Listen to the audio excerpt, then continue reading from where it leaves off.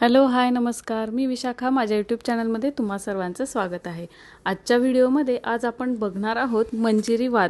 मंजिरी वात ही धोंड्याच्या महिन्यात म्हणजेच पुरुषोत्तम मासमध्ये का लावतात हे देखील आज आपण बघणार आहोत. चला तर मग बघूयात.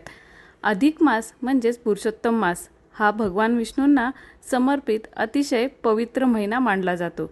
या महिन्यात तुळशीच्या मंजिरीप्रमाणे तयार केलेली मंजिरी वात लावून दिवा प्रज्वलित करतात. अत्यंत शुभ मानले जाते आणि सात्विक आणि पुण्यदायी देखील मानले जाते.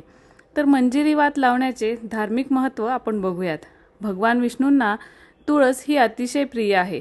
त्यामुळे तुळशीच्या मंजिरीप्रमाणे मंजिरी वात लावून दीप प्रज्वलित केल्याने भगवान विष्णू म्हणजेच पुरुषोत्तम लवकर प्रसन्न होतात असे मानले जाते.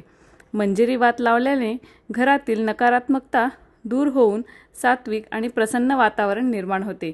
मन शांत राहते आणि पूजा जप व नामस्मरणात एकाग्रता वाढते. श्रद्धेनुसार अधिक मासात मंजिरी वातीचा दिवा लावल्याने पापांचे क्षालन होते असे म्हणले जाते. तसेच दरिद्रता दूर होते. मंजिरी वातीला वेणी माधव वात असेही म्हणतात.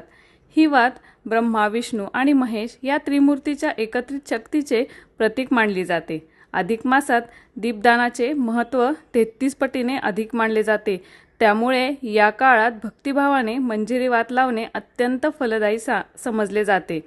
तर मंजिरी वात लावताना पुरुषोत्तमाय नमः हा जप करावा. तसेच मंजिरी वात ही तुपामध्ये भिजवून लावावी. या पवित्र अधिक मासात भक्तिभावाने मंजिरी वात लावूया आणि घरात सुख, शांती, समृद्धी आणि सकारात्मक ऊर्जा अनुभवूया.